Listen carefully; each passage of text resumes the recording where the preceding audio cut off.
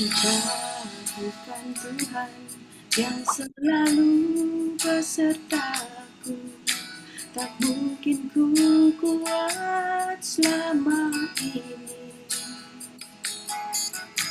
Jika bukan Tuhan yang selalu menjagaku, tak mungkin ku hidup sampai hari ini. Ku bersyukur, ku bersyukur untuk semua kebaikan-Mu, Tuhan. Ku percaya apapun yang terjadi, Tuhan selalu besertaku. Walau kita mengerti semua rancangan-Mu, Tuhan, namun kita Engkau selalu besertaku.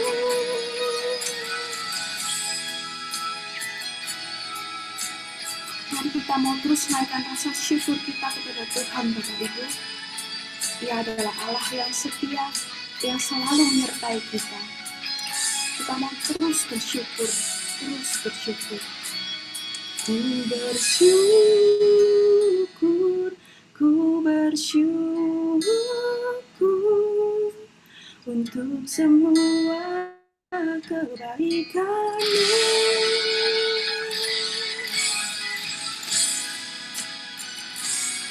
Ku bersyukur,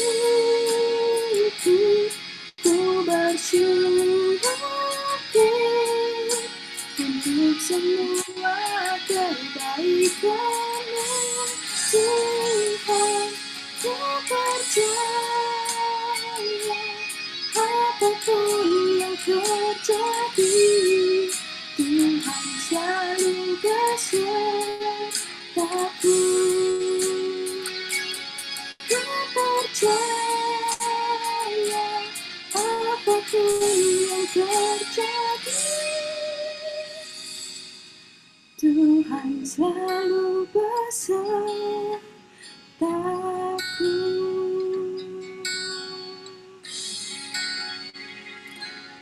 Terima kasih Tuhan.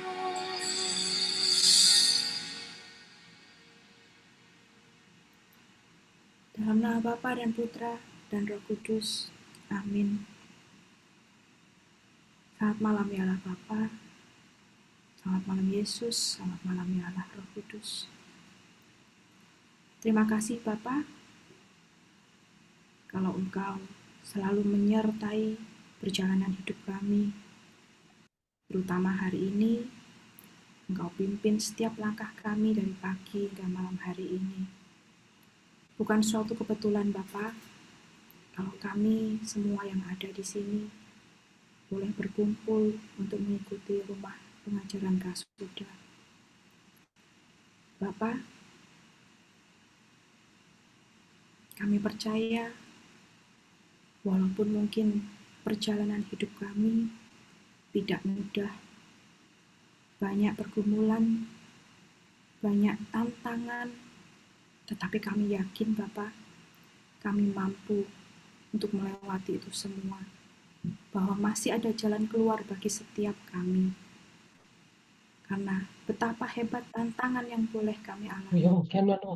Kami memiliki Allah yang jauh lebih hebat. Terima kasih untuk berkat iman yang Engkau berikan kepada setiap kami. Saat ini kami mau menyatakan iman dan kepercayaan kami melalui satu lagu ini. Biarlah dalam kelemahan kami, Bapa, kuasa-Mu boleh dinyatakan melalui hidup kami.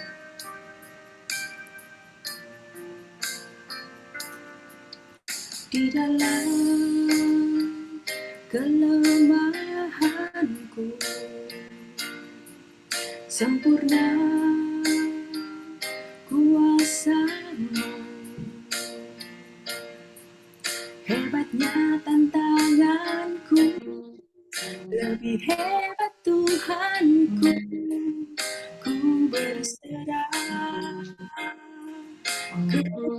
padamu yang membelah laut, yang teduhkan badai, yang mustahil pun terjadi karena kuasa-Mu yang pegang hidupku, yang buka jalan bagiku. Pembuat mujizat sejati.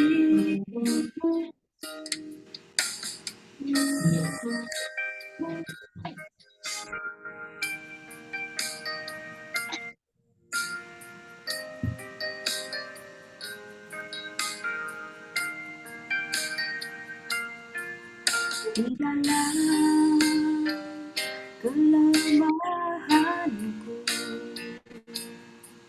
sempurna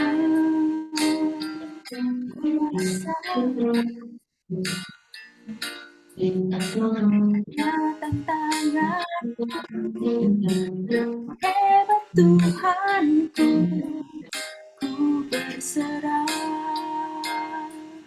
kepadamu yang membelah laut, yang teduhkan badai, yang mustahil pun terjadi karena kuasa-Mu yang pegang hidupku, yang buka jalan bagiku. Kau pembuat mujizat sejati.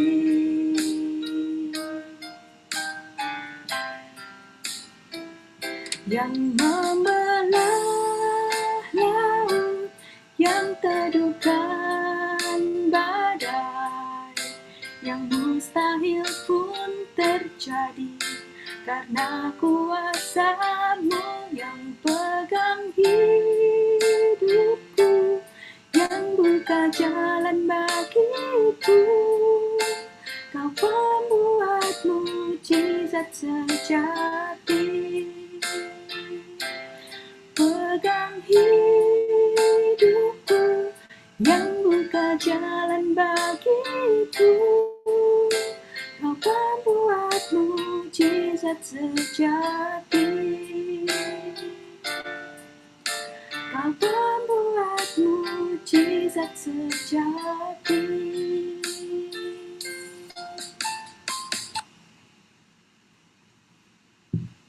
Benar Bapa, Engkau adalah Sang Pembuat mujizat sejati dalam kehidupan kami. Kami percaya tidak ada yang mustahil ketika kami boleh berjalan bersama-sama dengan Engkau. Saat ini Bapa, kami telah siap mendengarkan pengajaran, mendengarkan firman-Mu yang akan Kau sampaikan melalui Pak Broto. Urapi Pak Broto dengan luar biasa, sehingga segala firman, segala pengajaran yang boleh beliau sampaikan, sungguh boleh merubah hidup setiap kami, sungguh boleh menjadi kekuatan yang baru bagi setiap kami anak-anak-Mu. Buka hati kami, pikiran kami, berikan kami kerendahan hati, supaya kami sungguh boleh menerima pengajaran pada malam hari ini dengan baik. Terima kasih Bapa, terima kasih Yesus, terima kasih ya Allah Roh Kudus. Kemuliaan kepada Bapa, Putra, dan Roh Kudus, seperti pada permulaan, sekarang, selalu, dan sepanjang segala abad. Amin. Dalam nama Bapa dan Putra dan Roh Kudus. Amin. Amin. Terima kasih Sis Tata. Nah, Bapak Ibu, sekali lagi kami mengucapkan selamat malam, shalom, selamat bergabung di Rumah Pelayanan Kasih Sukacita dan Damai Bimbingan Bapak Subroto Untario. Nah, Bapak Ibu yang terkasih, mungkin dari Bapak Ibu sudah mendapat flyernya ya, bagaimana kita hari ini akan belajar bersama-sama memahami dan bagaimana mengarahkan anak-anak kita ya, terutama saat mereka mengalami pergolakan rohani. Nah, Bapak Ibu tentu saja sebagai orang tua kita juga mesti perlu belajar banyak ya. Jadi kami di Rumah Kasih Sukacita dan Damai senang sekali bisa punya kesempatan ya untuk belajar bersama-sama, mengarahkan, membimbing keluarga kita menuju keluarga yang beriman kepada Kristus ya, dengan tujuan keluarga yang harmonis bagi anak-anak kita, bagi seluruh anggota keluarga kita. Nah, Bapak Ibu menanggapi atau melihat fenomena informasi yang saat ini begitu luas ya, begitu banyak ya. Media-media sosial sepertinya kita semua tua dan muda itu dibombardir ya. Ibaratnya itu seperti tsunami informasi yang terus menerjang kita. Kita nggak cari, mereka datang sendiri.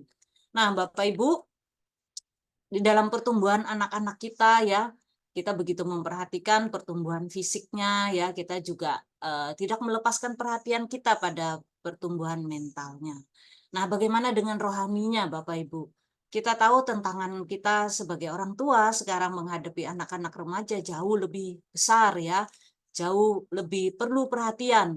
Belum lagi kalau Bapak Ibu pernah mendengar bagaimana penelitian-penelitian bagi kalangan para remaja, anak muda ya, yang mengalami pergolakan-pergolakan rohani begitu hebatnya ya, sampai ada istilah juga fenomena otak popcorn ya.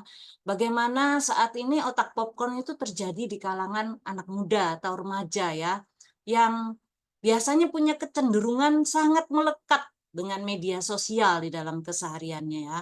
Jadi dikatakan fenomena otak popcorn ini adalah kecenderungan perhatiannya itu yang cepat sekali berpindah ya, melompat-lompat Bapak Ibu dari satu hal ke hal yang lain ya. Jadi ya diibaratkan seperti popcorn yang meletup-letup itu ya Bapak Ibu. Jadi eh, fenomena ini menyebabkan anak-anak remaja ini ketahanan perhatiannya itu sangat berkurang ya, susah untuk konsentrasi. Untuk hal-hal tertentu juga susah ya. Nah, Bapak Ibu, ini juga penyebabnya terlalu banyak mengakses media ya, terutama ya seperti tayangan-tayangan pendek yang terus ya berbagai beribu-ribu macam. Nah, Bapak Ibu, kita bersyukur kalau kita masih diberikan kesempatan untuk belajar ya bersama-sama bagaimana kita ini juga bisa memahami hal ini ya. Dan bukan hanya untuk berpangku tangan ya, tetapi benar-benar mau belajar, mau tekad juga supaya anak-anak kita ini bisa semakin melekat ya, juga perkembangan rohaninya itu berkembang benar-benar ya Bapak Ibu, enggak hanya sekedar fisik yang sehat ya, mental yang sehat, tapi rohani ini penting ya Bapak Ibu sebagai modal mereka melawan atau mengatasi pergolakan-pergolakan yang mereka hadapi. Nah, Bapak Ibu, tanpa berpanjang lagi, kita mau dengarkan apa yang akan disampaikan Pak Broto mengenai hal ini. Silakan Pak Broto.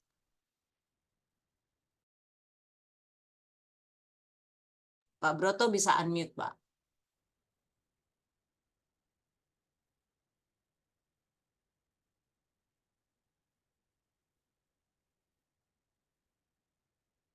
Kita tunggu sebentar ya.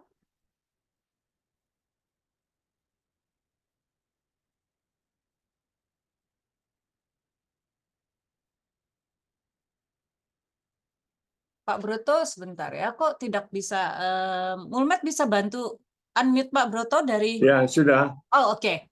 Baik, Sudah. silakan Pak Broto. Ya, oke. Terima kasih. Terima kasih. Lata, Jenny, terima kasih. Saudara, hari ini kita mau belajar tentang pergolakan rohani remaja. Dewasa ini yang paling ditakuti oleh para orang tua yaitu anaknya murtad. Murtad dalam arti pindah agama, tapi juga di dalam Alkitab dikatakan tidak ada progres, tidak ada perkembangan. Ya, tidak mau doa. Ini yang ditakuti, Saudara. Tidak mau ke gereja, bahkan tidak percaya sama Tuhan, ateis, bahkan membenci Tuhan. Ya, banyak orang tua yang datang menjadi sangat cemas. Kenapa kok bisa begitu, Pak Broto? dulunya tidak demikian. Ya, ke gereja senang, tugas pelayanan senang. Kenapa sekarang kok demikian? Saudara, memang di dalam anak-anak remaja ini ada perubahan besar yang perlu orang tua tahu, yaitu cara pandangnya sudah berbeda, ya, sikapnya berbeda, ucapannya berbeda, ya, karakter dan etika moralnya berbeda. Ini semua pengaruh dari hormon juga bisa, saudara, ya, pengaruh dari lingkungan, pengaruh dari macam-macam, sehingga orang tersebut, anak tersebut, sudah sikapnya tidak hormat dengan orang tua, egoistis, ya, semua rahasia tidak mau terbuka, ya, semua ini terjadi pada anak-anak remaja saat ini, saudara. Kalau bisa dikatakan anak remaja sekarang, pra-remaja itu antara 10 tahun sampai 12 tahun. Sedangkan remaja itu 10 sampai 20 tahun, saudara. Ya. Nah, karena kegelisahan dari para orang tua ini, maka mari kita belajar, saudara, sehingga para orang tua bisa mengerti solusinya, bisa mengerti penyebab-penyebabnya. Semua dasarnya saya akan ambil dari kebenaran firman Tuhan. Ya, tolong bisa ditayangkan. Kita belajar Amsal 22 ayat 6, tolong dibaca.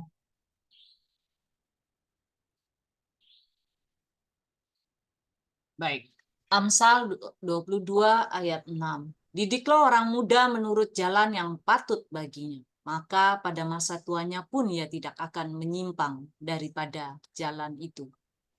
Jadi, saudara, ini perintahnya Tuhan.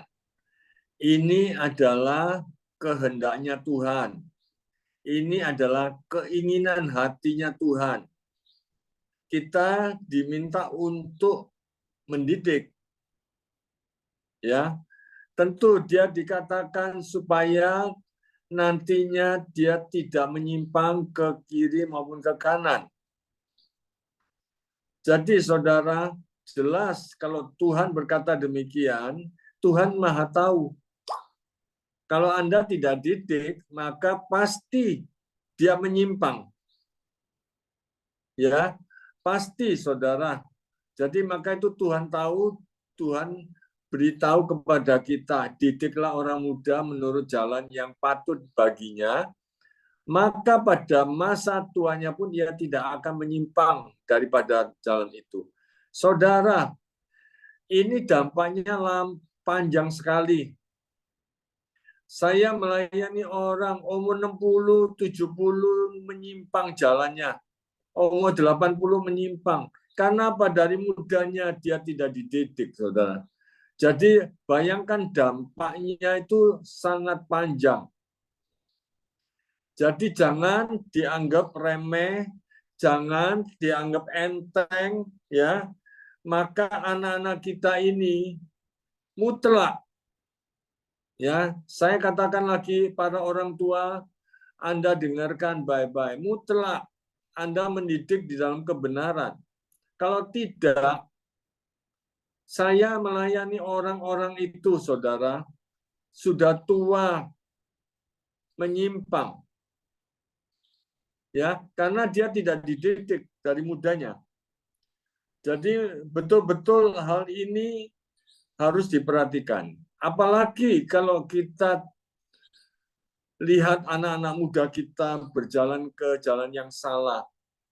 Misalkan, ya, mabuk-mabukan, judi, narkoba. Ini semua akan membuat para orang tua pusing, ya, habis-habisan kekayaannya, ya, stres, depresi berat, bisa tidak tidur orang tua dan bisa tidak mau makan. Oleh karena itu begitu pentingnya Tuhan mengatakan didiklah anak muda ini. Jadi saudara, mari kita akan melangkah melaksanakan apa yang diperintahkan oleh Tuhan.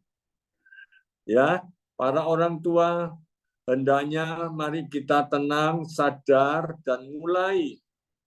Jangan pernah putus asa. Memang tidaklah mudah, ya. Perkembangan ini tidaklah mudah, maka orang tua diminta untuk senantiasa mau belajar, ya, mau usaha, mau berjuang.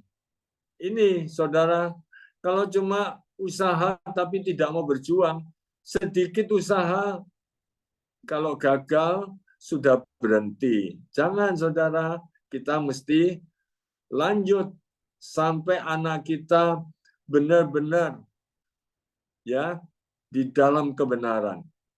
Roma 7 ayat 15. Sebab apa yang aku perbuat, aku tidak tahu. Karena bukan apa yang aku kehendaki yang aku perbuat, tetapi apa yang aku benci, itulah yang aku perbuat. Saudara, Santo Paulus itu berkata di jemaat Roma, saudara, dia itu sudah luar biasa imannya. Dia pengikut Kristus yang patut dicontoh. Ya, sudah berjalan di jalan yang benar. Tetapi masih dia sering jatuh. Bahkan dia mengatakan, apa yang aku perbuat, aku tidak tahu. Karena bukan apa yang aku kehendaki yang aku berbuat. Ingat ya, bukan apa yang aku kehendaki. Jadi dia tidak berkehendak, tapi dia lakukan. Tetapi apa yang ku benci, itulah yang aku berbuat. Jadi dia berpikiran untuk menjalankan baik kehendak Bapa di surga, ya. Dia mau berjalan benar, tetapi ternyata dia berjalan salah. Ini setingkat Rasul Paulus. Bagaimana kita? Bagaimana anak-anak kita? Mungkin Anda sudah mengajar anak-anak berbuat baik, tetapi ternyata anak-anak itu berbuat salah. Oleh karena itu, saudara, para orang tua perlu memahami, menyadari, di mana anak-anak itu juga tidak sempurna, dia bisa berbuat salah. Untuk itulah para orang tua diingatkan, ya, tidak jemu-jemu, tidak putus asa untuk terus mengarahkan dan mengawasi kepada anak-anak yang dicintai ini, supaya dia senantiasa diingatkan, ya. Sebab apa? Iblislah yang itu jahat, saudara, yang menyesatkan seluruh dunia. Di dalam Wahyu 12 ayat 9 dikatakan, iblislah yang menyesatkan seluruh dunia. Jadi saudara, anak-anak kita pun di sekeliling kita ini ada iblis yang senantiasa mau menerkam, senantiasa mau memanah, senantiasa mau menjatuhkan anak-anak Anda dan saya. Oleh karena itu para orang tua kalau mengerti masalah ini, ya anak-anaknya betul-betul diarahkan untuk mengerti ya firman Tuhan. Karena di dalam firman Tuhan itu benar-benar anak-anak kita ini bisa dibuat mengerti dan sadar dan dapat kekuatan dan dapat perlindungan. Maka itu sekarang seperti di Yakobus ada mulai SEP dibuka untuk anak-anak remaja. Ini saudara tantangan kita membantu para orang tua. Ya, kalau orang tua tidak mampu untuk menjelaskan, ya tolong aja dorong anak mudanya itu datang untuk mengikuti SEP dari anak-anak muda ini. Sehingga betul-betul anak-anak kita ini ada jaminan, saudara, ya, kita orang tua tidak akan menjadi polisi selama 24 jam. Biar dia mengerti dan dia bisa memfilter sendiri mana yang baik, mana yang jahat. Kalau tidak, kita capek, saudara, dan tidak mungkin kita 24 jam. Ya, apalagi dengan media sosial yang demikian gencar. Dan masing-masing anak pasti mempunyai HP. Jadi betul-betul ini tantangan dan kita sudah memberikan jalan keluar. Kita sudah menyediakan sarananya. Itu di Yakobus dibuka nanti ya untuk anak remaja. Ya, demikian juga di Kasuda senantiasa kami mengarahkan anak-anak muda, memfasilitasi, memberikan pelajaran-pelajaran. Tetapi para orang tua butuh mendorong, butuh memberikan masukan bahwa ini penting untuk kehidupan mereka. Ya, yang diminta oleh Tuhan, ya, di 3 Yohanes 1 ayat 4, 3 Yohanes 1 ayat 4, tolong dibaca. Baik.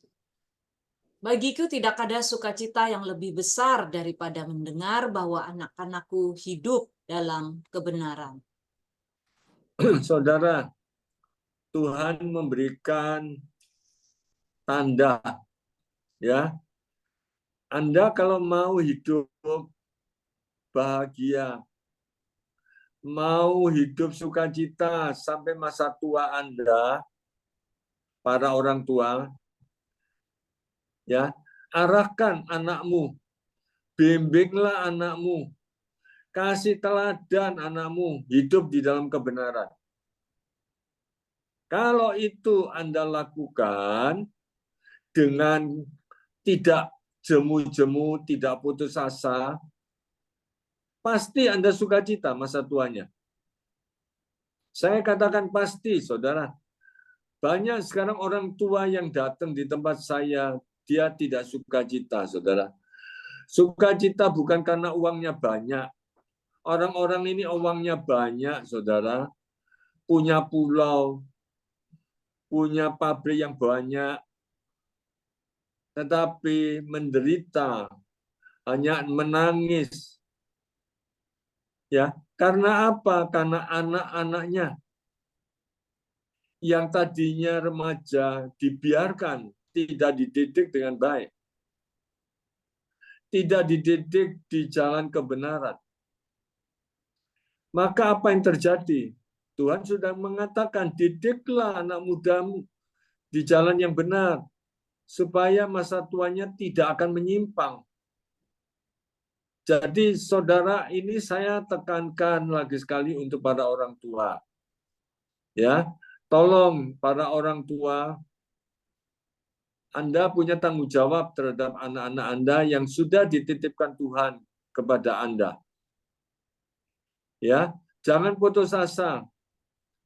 Jangan putus asa.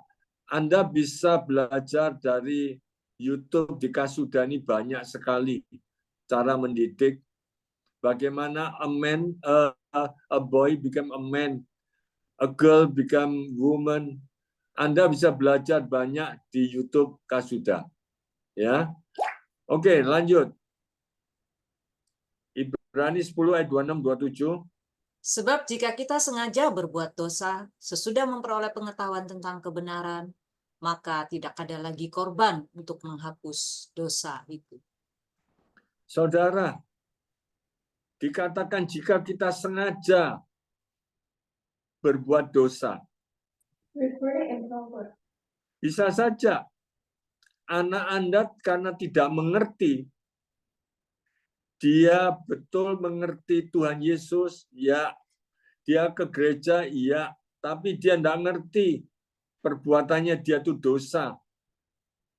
Dan dia tahu, kadang-kadang tahu itu dosa, tapi sengaja dia lakukan karena kedagingannya, karena nikmatnya, dia melakukan hubungan seksual sebelum menikah, dia minum narkoba, dia mabuk sampai menyusahkan orang lain. Ini sengaja berbuat dosa. Tapi kalau kita, orang tua tidak mengingatkan, ya itu orang tua salah. Tapi kalau orang tua sudah berusaha mengingatkan, tapi tetap dia mau melakukan walaupun dia sadar, nah itu tidak ada lagi, saudara. Tidak ada lagi mendapat satu pengampunan kebenaran. Maka apa yang terjadi? Dia tidak akan dapat penghapusan dosa. Artinya akan binasa, saudara. Tidak ada lagi pengampunan dan akan binasa di api neraka. Sangat ngeri, saudara, kalau para orang tua juga malas dan tidak mau mengerti. Mari berjuang untuk keselamatan anak-anak kita. Berjuang untuk masa depan anak-anak kita. Ya, baik, lanjut. Sekarang saya akan belajari tentang penyebab-penyebabnya, saudara, supaya para orang tua paham benar. Ya, kenapa anak saya kok menjadi berubah begini? Mengapa? Ya, saya akan pelan-pelan, saudara, untuk Anda perhatikan. Bila perlu, saya mohon Anda bisa mencatatnya. Anak muda itu mulai berpikir, saya ulangi lagi, mulai berpikir logika dan abstrak. Ya, akibatnya ada pergolakan dalam dirinya. Abstrak ini dia bayangkan, saudara. Dia bayangkan, dia cocokkan dengan pikirannya dia, dengan apa yang dia dengar, apa yang dia pelajari. Ya, itu abstrak. Lalu, saudara, saya kasih contoh yang jelas. Saya kasih contoh yang jelas supaya Anda bisa membayangkan. Kalau dulu anak itu masih ya umur 5 tahun, 6 tahun, 7 tahun, 8 tahun, 9 tahun. Dia itu kalau melihat pengemis di pinggir jalan yang tidak bisa makan, dia melihat orang miskin, dia melihat orang sakit, ya, ada orang yang dikatakan bangkrut, ada yang ibunya mati, anaknya masih kecil. Dia tidak berpikir apa-apa, saudara. Dia tidak merasakan apa-apa pada waktu umur itu. Tetapi pada waktu dia umurnya sudah menanjak menjadi remaja, dia tidak lagi berpikir demikian. Dia berpikir, mengapa? Kalau Tuhan itu baik, kenapa kok sampai orang itu miskin, tidak bisa makan? Kalau Tuhan itu baik, ada betul-betul, kenapa? Itu anak masih bayi, ibunya meninggal. Mulai dia berpikir, saudara, abstrak. Ya, mengapa? Apa betul Tuhan itu ada? Akhirnya dia tidak percaya dengan Tuhan. Inilah sering terjadi demikian, sehingga akibatnya tidak mau doa, tidak mau ke gereja, yang dulunya pelayanan sekarang tidak mau lagi. Ini akibatnya karena apa? Mulai dia berpikir logika dan abstrak. Ya, sekarang nomor 2, saudaraku. Remaja masih labil. Labil itu berarti tidak stabil, belum stabil, belum bisa konsisten, belum bisa 100%. Ya, pokoknya naik turun, labil itu artinya. Ya, keputusannya sering impulsif, mudah marah, jatuh dalam dosa, habis itu enggan dekat dengan Tuhan. Jadi orang yang labil, anak itu, sebentar baik, sebentar normal, sebentar tidak normal. Ya, kalau ngambil keputusan itu impulsif itu artinya begitu cepat, tidak berpikir akibatnya. Ya, mudah marah, pokoknya demikian, dia yang paling benar, orang lain salah. Itu namanya remaja itu masih labil, saudara. Ya, mengapa kok demikian labil? Ya, karena mulai dia dipengaruhi oleh lingkungan macam-macam, saudara. Lingkungannya macam-macam, temannya macam-macam, dari beberapa agama, beberapa suku, macam-macam suku. Ya, dia melihat pengaruh dari teknologinya, gadgetnya, ya, pengaruh dari hormonalnya. Begitu luar biasa remaja itu mengalami kesulitan. Oleh karena itu, saudara, contoh saja remaja dalam pergaulannya, ya, dikenalkan pornografi, dikenalkan merokok, dikenalkan, ya, oh dusta itu enggak apa-apa. Loh, yang bicara itu agamanya sama, imannya sama, teman itu baik, tapi yang ngajari demikian, enggak apa-apa, dosa-dosa sedikit, enggak apa-apa, ya, namanya dusta itu enggak masalah, ya, namanya nanti pergi merokok itu enggak masalah, sedikit-sedikit. Inilah yang terjadi, saudara, kehidupan keluarga remaja ini. Akhirnya dia itu karena sudah jatuh, saudara, ya, jatuh hidup berzina atau melihat pornografi atau narkoba atau macam-macam, dia sudah merasakan hidupnya sudah kotor, hidupnya sudah gelap, dia merasakan tidak layak lagi. Buat apa saya ke gereja? Saya sudah tidak layak. Saya tidak mau lagi, enggan dekat sama Tuhan. Nah, di sini peran para orang tua. Para orang tua itu butuh peka. Butuh peka, bukan untuk cari uang saja, tapi butuh perhatikan, butuh mengikuti perkembangan pertumbuhan anak. Para orang tua butuh mengamati pertumbuhannya, ya, sehingga Anda melakukan satu tindakan secara dini sehingga tidak sampai menjadi sesuatu yang menjadi sulit sekali untuk diselepaskan, untuk diluruskan.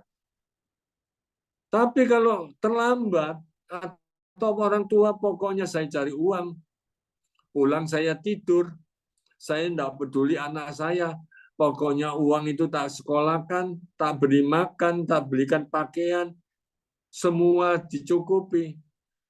Saudara, itu baik, saudara, tetapi sangat kurang. Karena anak remaja kita ini pertumbuhannya bukan cuma tubuhnya, jiwanya juga. Jiwa itu terdiri dari cara berpikirnya, kehendaknya, ya, perasaannya. Itu juga diperhatikan. Bagaimana kalau nanti, ya, anak remaja itu putus cinta, terus cuma nangis saja, terus mau bunuh diri. Nah, kalau orang tuanya tidak mengerti, saudara, itu yang akan terjadi. Jadi para orang tua, saya sangat berharap, ya, arahkan anak Anda, bimbinglah anak Anda ke jalan Tuhan yang baik. Ya. Sekarang penyebab yang ketiga, pengaruh pergaulan yang sangat kompleks. Akibatnya bingung, takut, khawatir, jalan mana yang harus ditempuh, bingung. Ya, saudara, tadi Pak Broto sudah menjelaskan pergaulannya itu kompleks, Ya, teman-temannya itu heterogen, imannya ada yang beda, ada yang sama, suku, umurnya, sudah banyak anak muda kumpul dengan umur yang lebih tua, ya, ajarannya, pandangannya beda-beda semua, ya. Nanti dikatakan membohongi orang tua itu tidak apa-apa, ya. Coba saudara, ini akan merugikan kita. Kalau menghina orang lain, menghina agama lain itu tidak apa-apa. Itu merasa dia paling benar. Ajaran-ajaran ini mempengaruhi anak remaja kita. Ya, apalagi kadang-kadang sudahlah, tidak perlu pergi ke gereja minggu.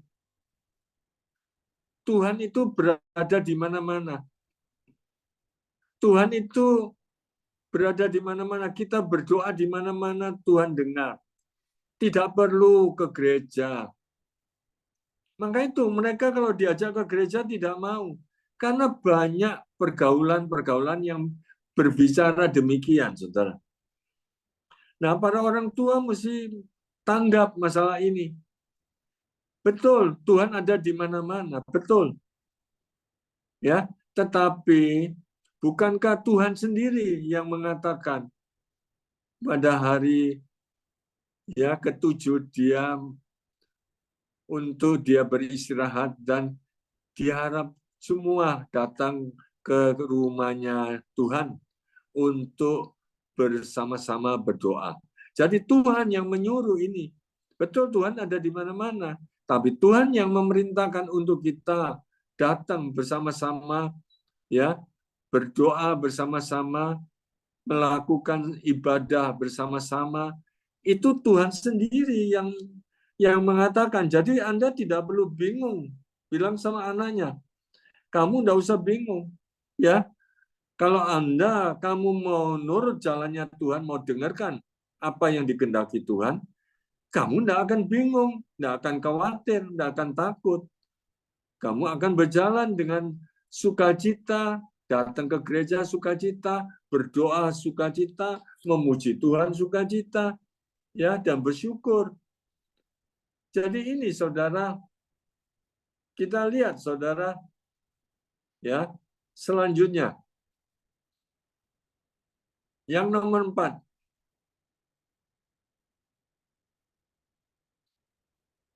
Kekecewaan. Ya, kecewa. Apa yang diharapkan, yang dipercaya, ternyata justru tidak bisa dipercaya. Jadi ini sangat mempengaruhi hidupnya. Saudara, sangat kecewa. Contoh, ya, contoh, orang tuanya, ayah, pelayanan ada di gereja. Setiap kali dia yang memimpin doa, setiap kali dia menjadi penasehat orang banyak, ya, enggak taunya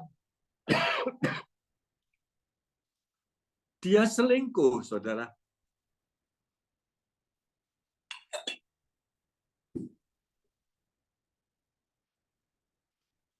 Enggak taunya dia selingkuh, saudara. Anaknya tahu, bahkan diberitahu sama ibunya. Sangat kecewa, sangat mempengaruhi hidupnya, saudara.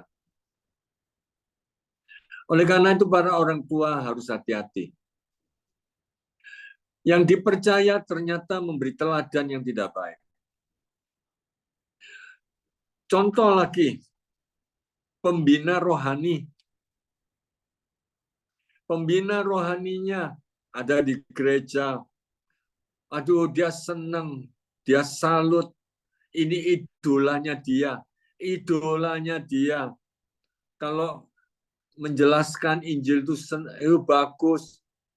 Kalau memuji Tuhan itu bagus, enak suaranya.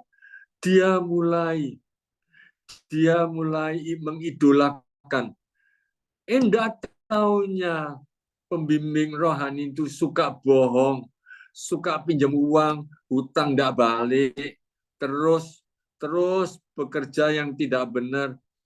Kelihatannya tuh munafik. Dan itu menyebabkan anak muda kita ini kecewa, saudara.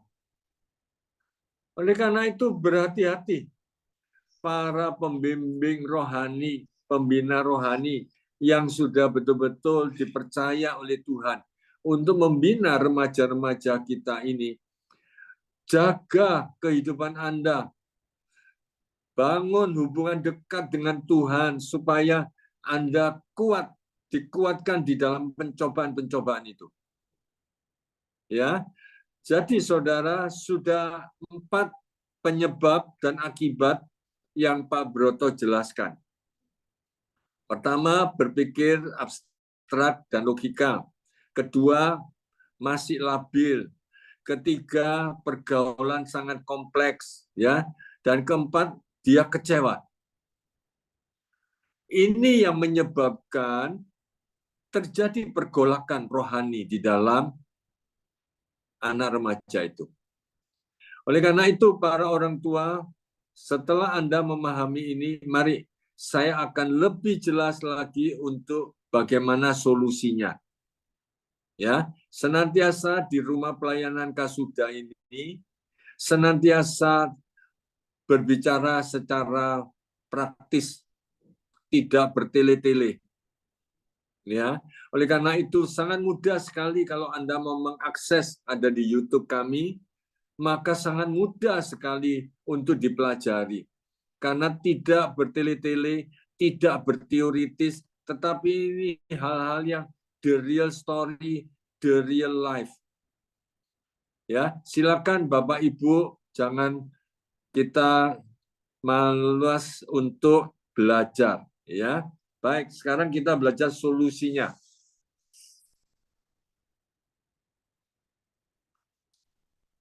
Solusinya yang pertama. Solusinya yang pertama. Ya. Jadi orang tua harus sadar. Ekstra sabar. Tidak sabar saja. Ekstra sabar, saudara. Ekstra sabar. Ya, karena tadi dikatakan anak remaja itu sudah sikap ucapannya semuanya berubah, berbeda lagi. Ya, dengan pada waktu dia belum remaja. Jadi butuh ekstra sabar. Butuh ekstra usaha. Dengan cara penjelasannya berusaha logis. Berusaha lemah lembut.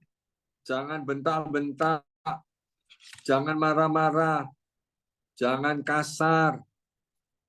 Ya, dan beri kesaksian hidup tentang pertolongan Tuhan pada diri kita untuk memperkokoh iman dia.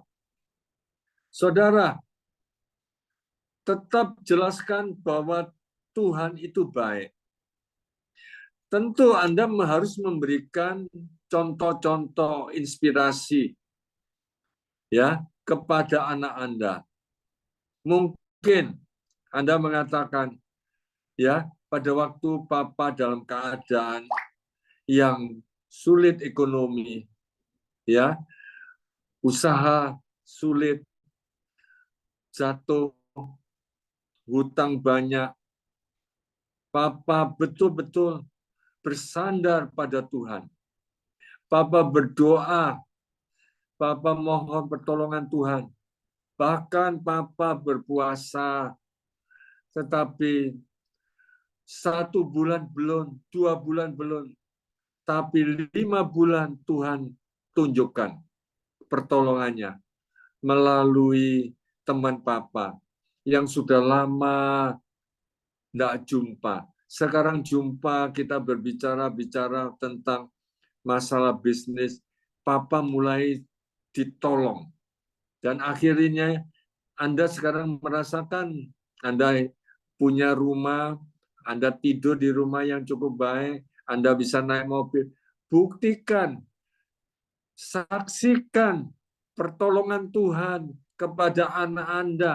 Tidak perlu kita teoritis menjelaskan firman Tuhan yang dalam, tetapi tunjukkan bahwa Tuhan itu menyertai kita.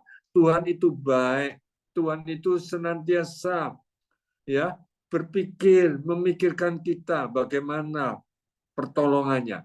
Percayalah, paling tidak kamu lihat Tuhan Yesus mau datang ke dunia untuk menebus dosa-dosa umat manusia. Bukankah Dia baik? Kita yang belum taat, belum setia, belum kudus, tetapi Tuhan Yesus mau datang untuk menyembuhkan kita, untuk membebaskan kita dari dosa. Jadi kamu jangan menjauhi diri pada Tuhan. Kamu tidak taat, tidak takut sama Tuhan dan tidak percaya dengan Tuhan. Jangan, anakku. Beri penjelasan, saudaraku, sehingga anakmu itu betul-betul dikuatkan di dalam imannya. Inilah yang Pak Broto katakan untuk memperkokoh iman remaja ini. Ya, saya sangat berharap Anda paham dengan penjelasan saya. Yang kedua, solusinya. Orang tua harus memahami permasalahannya. Jangan tergesa-gesa menghakimi. Ya, jangan tergesa-gesa, tetapi coba hormati pendapatnya, dengarkan. Tetapi tidak boleh putus asa. Jangan putus asa. Kalau Anda tidak paham, ya bicara tidak paham. Ya, kalau Anda tidak bisa menyelesaikan permasalahannya dia, ya bicara yang jelas. Papa, mama tidak bisa permasalahanmu ini. Tapi papa, mama akan usaha untuk bertanya. Akan berusaha, pasti jawaban itu pasti ada. Papa akan usaha kepada orang lain yang mempunyai pengertian dan pengetahuan tentang ini. Begitu, saudara. Jangan didiamkan. Banyak orang tua kalau sudah tidak bisa menjawab, lalu dia marah. Kok aneh-aneh sih kamu ini? Tanyanya aneh-aneh, tidak mengerti gini-gini. Sudah, jangan. Yang penting sekolahmu. Loh, jangan begitu, saudara. Ya, aja kalau dia bertanya, diskusi lakukan. Kalau tidak, dia diam aja. Dia tidak mau bertanya lagi. Sehingga komunikasinya putus. Kalau komunikasi putus, saudara, yang susah itu dua belah pihak. Anakmu juga akan tersesat dan orang tua akan menerima buahnya besok. Buahnya itu buah yang pahit, saudara. Bukan buah yang manis.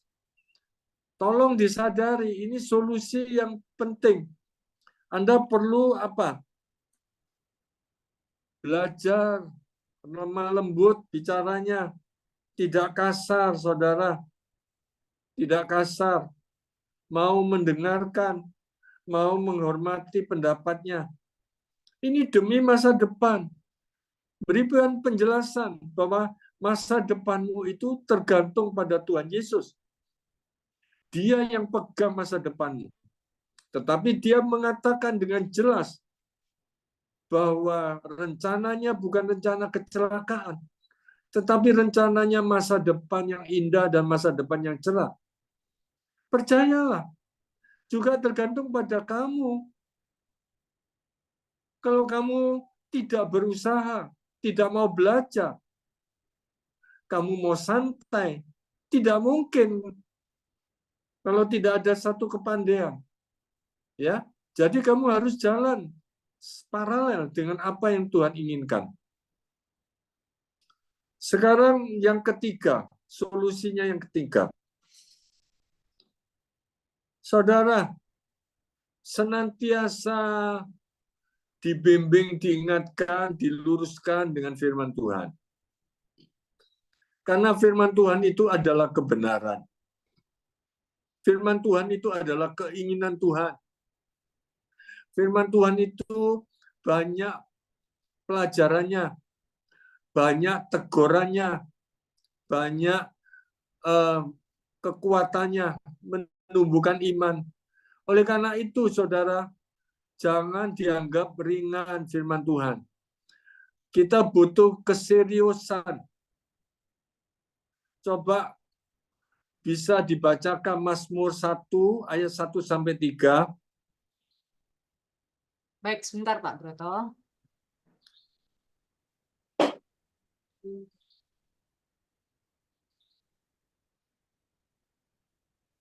Mazmur 1 ayat 1 sampai 3.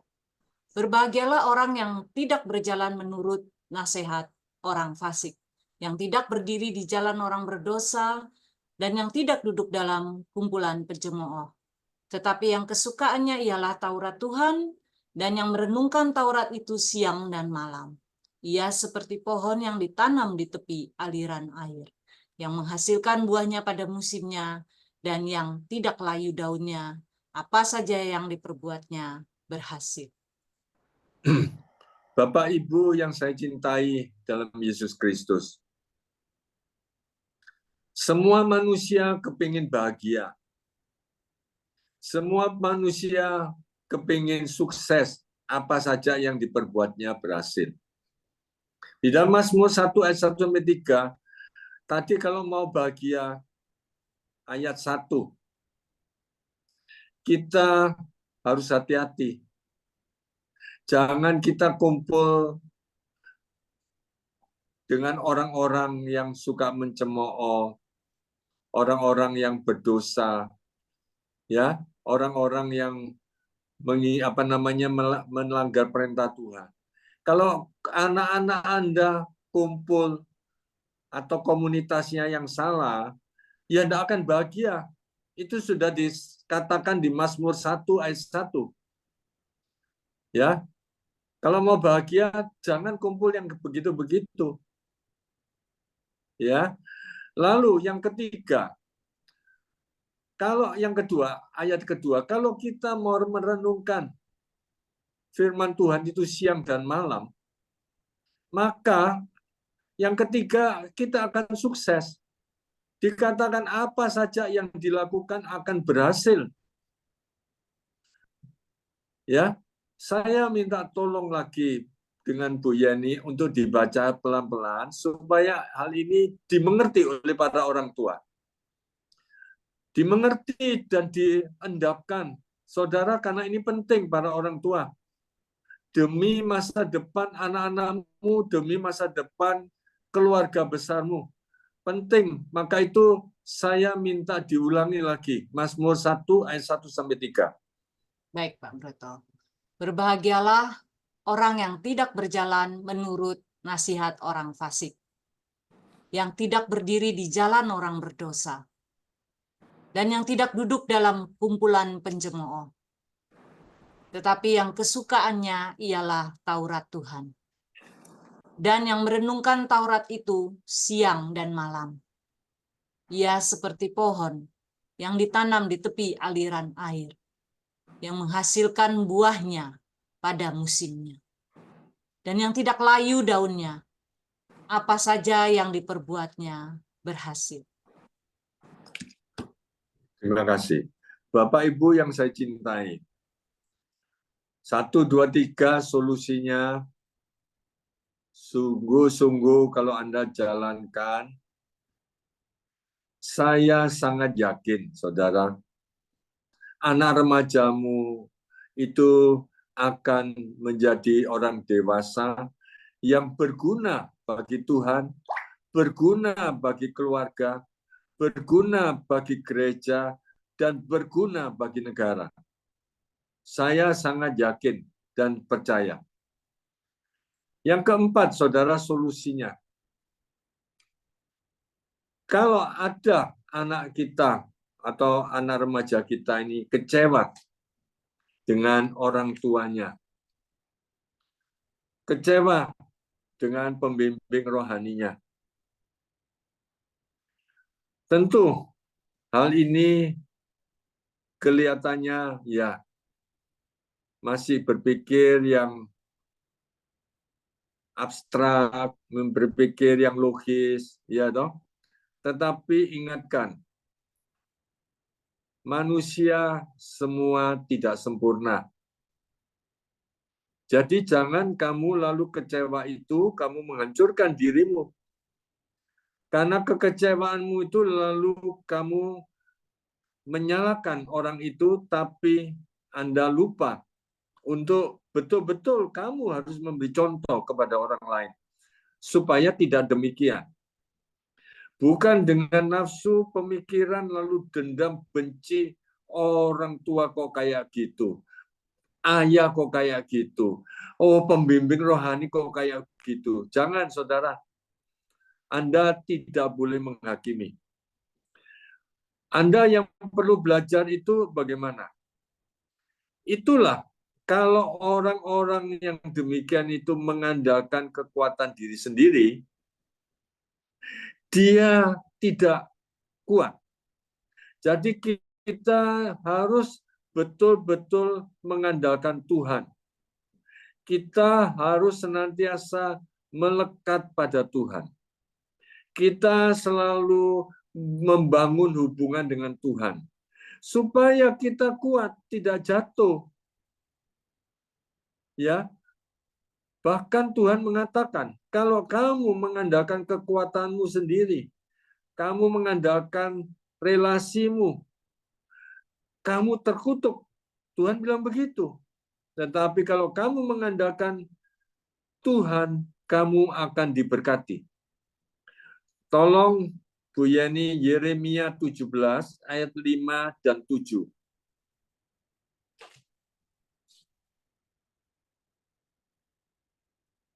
Baik, Pak. Beginilah firman Tuhan. Terkutuklah orang yang mengandalkan manusia, yang mengandalkan kekuatannya sendiri, dan yang hatinya menjauh daripada Tuhan. Diberkatilah orang yang mengandalkan Tuhan, yang menaruh harapannya pada Tuhan. Bapak Ibu yang saya cintai, kenapa Tuhan tidak mengatakan jangan kamu mengandalkan kekuatanmu? Tapi Tuhan mengatakan terkutuk. Berarti Tuhan itu marah, saudara. Kalau mengatakan terkutuk itu marah. Jadi saudara, kita tidak boleh sombong. Karena sombong itu adalah ya kejahatan di hadapan Tuhan. Jadi kalau kita lalu melupakan Tuhan, tidak menganggapkan Tuhan atau menyepelekan Tuhan, saya mampu, saya punya kepandaian, saya bisa belajar sendiri, saya punya uang, saya sehat. Ini orang yang sombong, yang mengandalkan kekuatannya diri sendiri. Saya punya relasi banyak orang kaya, saya punya relasi pejabat, saya punya relasi polisi. Jangan, saudara. Tuhan mengatakan kalau Anda mengandalkan relasi dan lain-lain, mengandalkan itu betul-betul sudah ya bisa melupakan Tuhan. Anda hanya berpasrah, berharap pada orang-orang itu. Maka itu dikatakan terkutuk. Tetapi kalau Anda mengandalkan Tuhan, Anda harapkan pada Tuhan. Bukan berarti Anda tidak boleh memakai keuangan Anda, kepandaian Anda, lalu relasi Anda. Bukan tidak boleh. Tapi mengandalkan Tuhan itu benar-benar berjalan di jalan Tuhan. Banyak orang yang percaya dengan Tuhan, tapi jalannya bukan jalan Tuhan. Ya, bukan jalan Tuhan. Dan itulah yang tidak berkenan di hati Tuhan. Saya ulangi lagi, banyak orang yang percaya Tuhan. Ya. Tetapi kalau dia punya masalah, dia punya relasi banyak, dia punya uang banyak, dia punya kekuatan banyak, dia lebih mengarahkan ke sana bahkan tidak taat dengan perintah Tuhan. Inilah Tuhan bilang tidak. Itulah terkutuk. Kalau kamu mau jalankan jalan yang benar dalam Tuhan. Saudara, saya sedikit cerita. Ya. Sedikit cerita, saudara, saya menangani perusahaan. Kalau perusahaan itu berjalan yang tidak benar, saya tidak mau. Ya, saya tidak mau. Walaupun perusahaan itu deal sama saya dengan harga yang cukup besar, cukup besar sekali, tetapi saya tolak. Kalau dia tidak mau, misalnya di dalam tengah jalan dia berubah cara berpikirnya, oke, saya mundur dan uang itu saya kembalikan. Ini sudah terjadi, saudara. Ya, sudah terjadi. Saya mendapatkan proyek-proyek besar, tapi dengan cara-cara yang tidak benar saya tidak mau. Saya percaya Bapak saya di surga itu mampu untuk mencukupi saya, mampu untuk memberikan jalan keluar bagi saya, dan mampu untuk memberikan rasa aman dan nyaman, dan mampu saya dibawa ke surga. Itu pengertian, saudara. Keputusan. Itu keputusan. Jadi, saudara, inilah yang saya katakan, ya. Banyak orang memang jatuh. Jadi anak-anak kita diberi penjelasan yang jelas. Tetapi ini yang penting, saudara. Ini yang penting. Tetapi dengarkan. Tidak boleh mendistorsi apa yang dikehendaki Tuhan. Contoh ya, saudara, contoh. Ya. Sebelum menikah tidak boleh melakukan hubungan suami istri. Lalu bicara yang penting itu dinikahi. Tidak apa-apa. Kalau tidak dinikahi itu yang tidak boleh. Itu namanya mendistorsi kebenaran Tuhan. Ya, itu yang namanya menurunkan level apa yang distandarkan Tuhan. Contoh lagi, saudara. Tidak apa-apa. Ya, bohong-bohong sedikit tidak apa-apa. Ya, kalau datang istrinya tanya dari mana, masih kerja.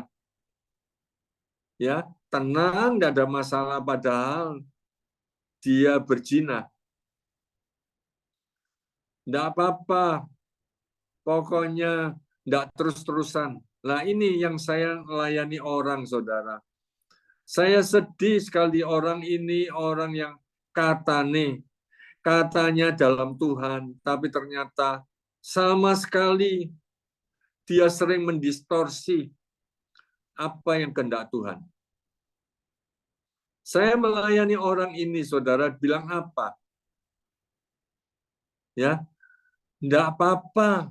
Orang orang pergi ke tempat orang nakal itu enggak masalah. Coba, ini suami istri yang sudah kawin 30 tahun. Enggak apa-apa, pergi orang nakal itu enggak apa-apa. Asal tidak dipelihara, tidak dihidupi, tidak dikasih uang jajan, uang hidup, tidak dipelihara, saudara. Itu enggak apa-apa, enggak dosa. Karena masing-masing orang itu punya nafsu sendiri-sendiri. Coba ini penjelasannya, saudara. Ini namanya mendistorsi kehendak Tuhan. Ini namanya mendistorsi kehendak Tuhan. Jadilah engkau kudus, sebab aku kudus. Tanpa kekudusan kau tidak bisa melihat Tuhan. Itu perintah Tuhan. Perintah Tuhan kekudusan, kesucian itu mutlak, saudara. Mutlak dan absolut. Kalau iblis berbicara tidak demikian. Kalau orang dunia bilang tidak demikian.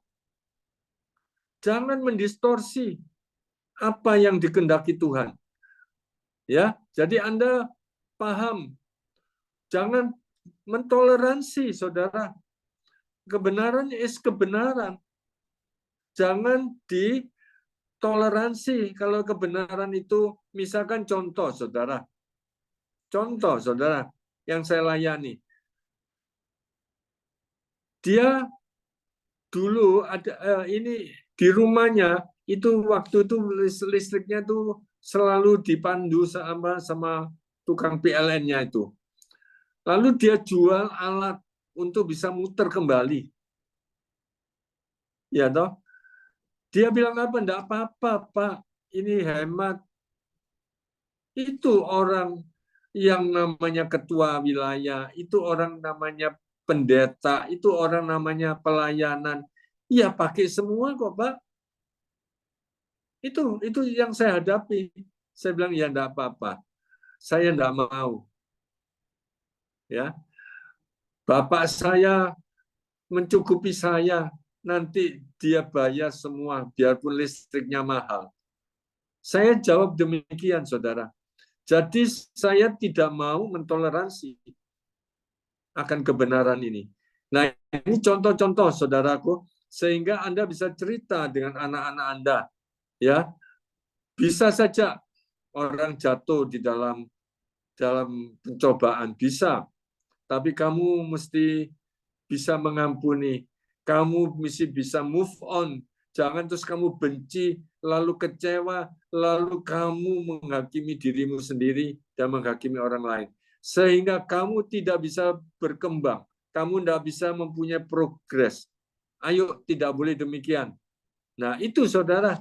Nanti anak itu akan mengerti. Ya, baik. Saya akhiri dengan kesimpulan, saudara.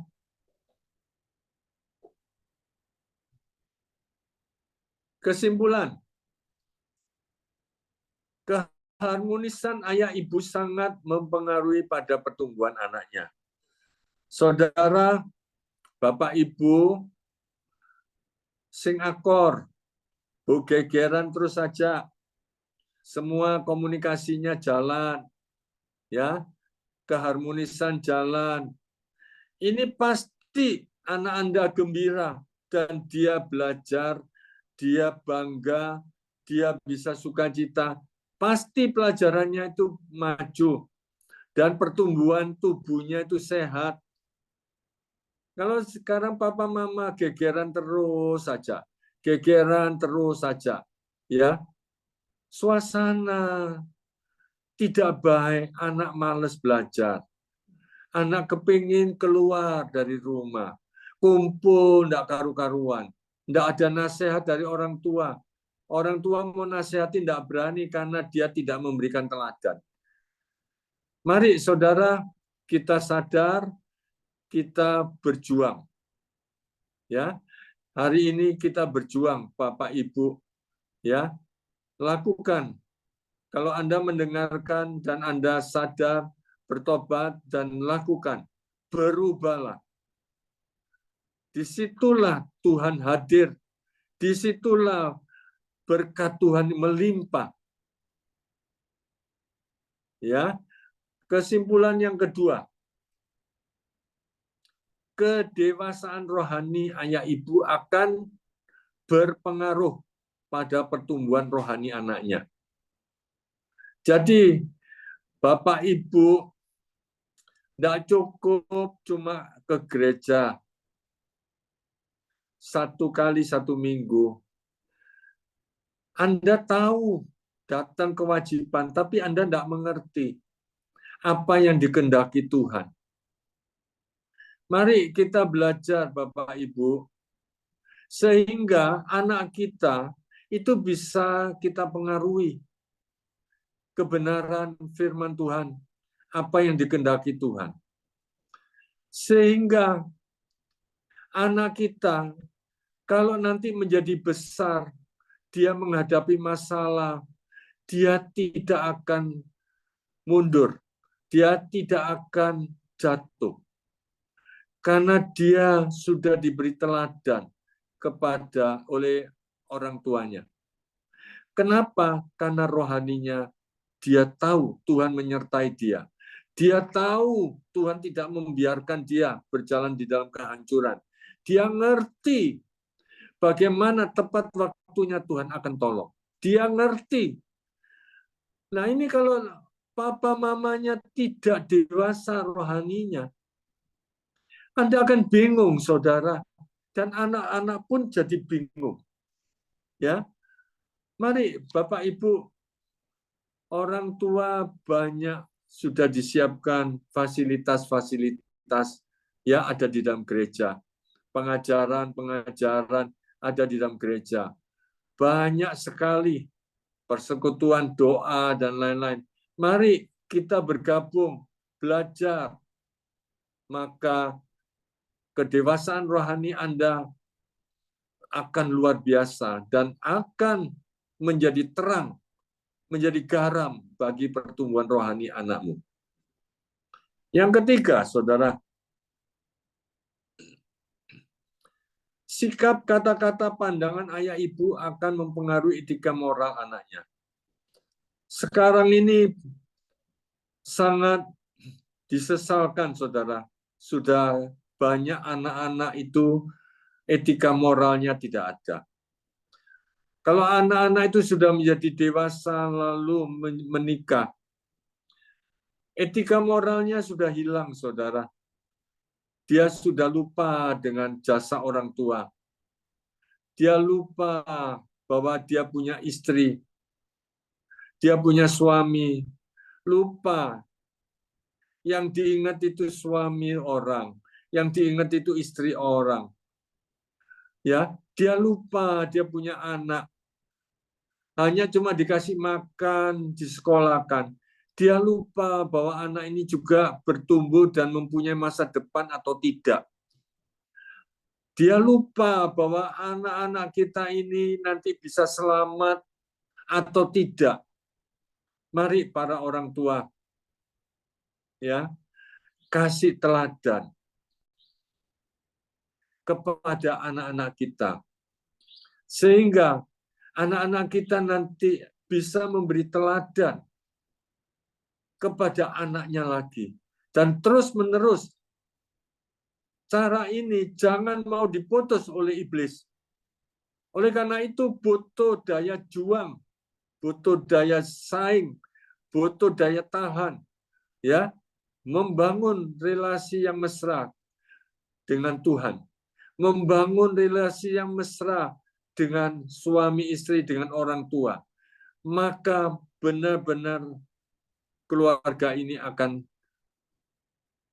berkenan di hati Tuhan. Dan disitulah Anda merasakan hadirat Tuhan, anugerah Tuhan, yang benar-benar Anda rasakan bahwa Tuhan itu baik, Tuhan itu hidup, Tuhan itu tidak akan membiarkan aku tergeletak. Disitulah Anda baru merasakan Tuhan itu ada. Saya rasa cukup sekian Bapak Ibu sekalian. Moga-moga penjelasan saya ini Anda bisa mengerti. Kalau Anda kurang mengerti, silakan Anda bisa bertanya. Ya,